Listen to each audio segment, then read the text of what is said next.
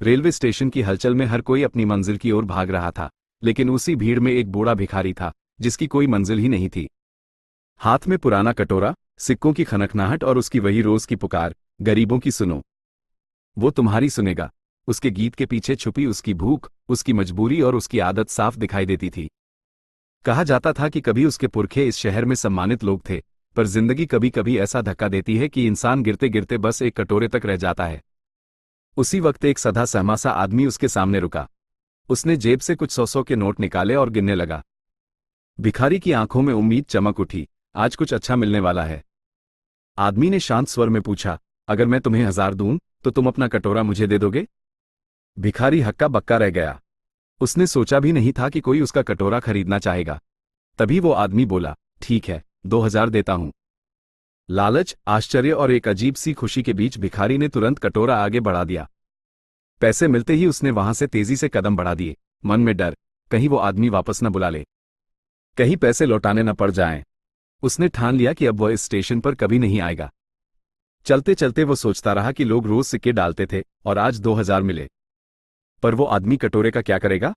यही सवाल उसके मन में घूमता रहा, लेकिन उसने कभी ये नहीं सोचा कि जो कटोरा उसके लिए बस एक पुराना बर्तन था, किसी और के लिए खजाना हो सकता है। उधर उस आदमी ने ट्रेन पकड़ ली। सीट पर बैठते ही उसने बैग खोला, कटोरा निकाला, उसे तौला, उसकी चमक को परखा और हल्की मुस्कान दी। धातुओं का पुराना जानकार था वह, और वह कटोरा साधारण नहीं, असली चांदी का निकला, जिसकी कीमत लाखों में थी।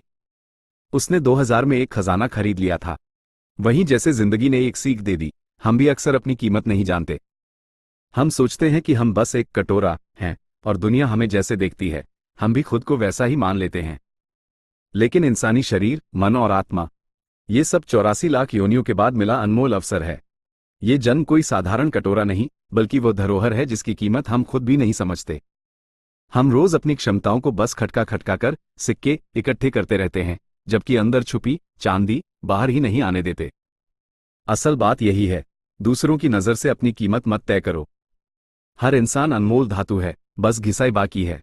अपने ऊपर भरोसा रखो, अपनी पहचान पहचानो और थोड़ा समय रोज परमात्मा के नाम में लगाओ ताकि भीतर की चमक बनी रहे। कटोरा जैसा भी हो, उसकी असली पहचान उसमें भरी हुई चीज से होती है।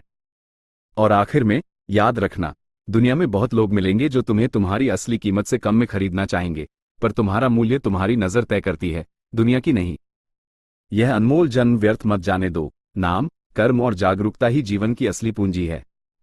अगर आपको ये कहानी अच्छी लगी हो और यह सीख आपको जरूरी लगी हो, तो इस पोस्ट को लाइक करें और ऐसे ही प्रेरणादायक कंटेंट के लिए हमारे चैनल को सब्सक्राइब करना न भूलें।